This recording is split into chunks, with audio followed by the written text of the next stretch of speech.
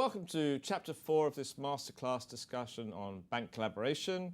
My name is Brian Caplen. I'm editor of The Banker. I'm here with Satvinder Singh from Global Transaction Banking at Deutsche Bank, and we've been talking about innovation. We're now moving on to operations and financial performance. So Satvinder, I mean, none of this makes any sense, does it, unless we can take some cost out of the equation and really improve our financial performance? I think if you look at most transactional banks, we all are under the same pressures. And the pressure is as follows. Revenue has to increase.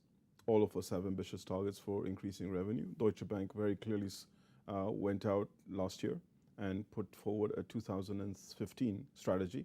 So that's significant revenue growth. All banks are also under the same cost pressures. When I say cost pressures, it's more about making sure we're optimized for cost, making sure we take out all duplicative costs, making sure we create efficiencies in the system, and making sure we're absolutely focused on having a cost discipline across the entire value chain and across the entire organization.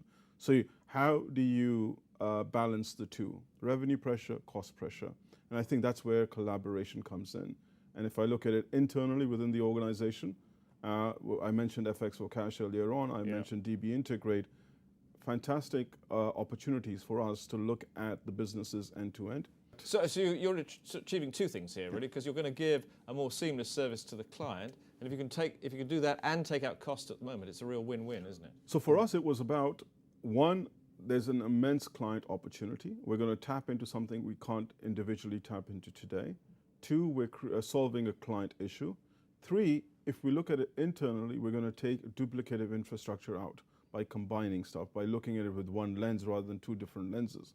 And that's really helped us create efficiency in the system as well. As a result, we've saved cost.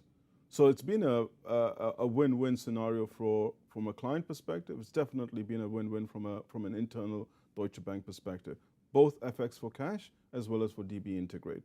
Okay. Now, when we look externally, I mean, some of the projects are obviously still in transition, but I mean, KYC, has the potential to have huge cost savings for the banks, doesn't it, if we can get it right?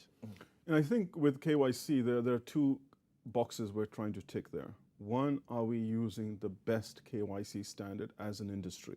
And that's what this box utility is meant to tick, because that's the most important thing. The downside risk of getting KYC wrong is significantly more than anything we're going to achieve on the cost side. So the primary box we're trying to tick with KYC is, let's make sure we've got the gold standard when it comes to KYC across the banking landscape.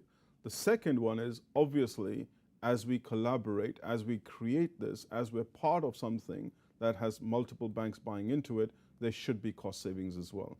And that's something that will materialize. But the primary one is making sure we're working with something that has a gold standard attached to it. Okay, but now what about where banks, cooperators, we've talked about, in the regulatory front, over SEPA and things like that. I mean, that's not really a cost-saving thing, is it? Although I suppose it would cost you more if each bank had to make representations to the regulator separately. From a regulatory perspective, the key motivation there isn't cost. The key motivation from a regulatory perspective is credibility. So as banks talk to each other, as we form industry associations that represent the entire banking community, represent the underlying clients that we service, the opinions that we share, the value that we provide to the regulators is much more broad-based than specific to one institution. And that's the credibility we want as we talk to the regulators. Okay. And now we also talked about, how banks can collaborate to give a client, a sort of seamless global service, strengths of one bank here, strengths of another bank there. I mean, you can see difficulties from an operational point of view of getting that to work together. So how do we overcome those kinds of challenges? I think it's really important when you are doing that, when banks are collaborating, whether it's a white label service or a third-party outsourcing, we know exactly what part of the value chain is being done by who, where the responsibility lies, where the interconnectedness is, and from a client perspective, to the extent we can, making sure the client understands that value chain as well and is able to pinpoint how it's working. Transparency is hugely important. So we've seen that happen where we've had third-party outsourcing programs in place. We've seen that happen with a white label where ultimately the ownership of that service has to be one entity. Okay. From its simplicity perspective. Okay. Satvinder, I mean, I think this is an exciting new world we're embarking on here, where banks both compete and collaborate. Thank you very much for sharing your ideas with us. Thank you, Brian. Thank you very much.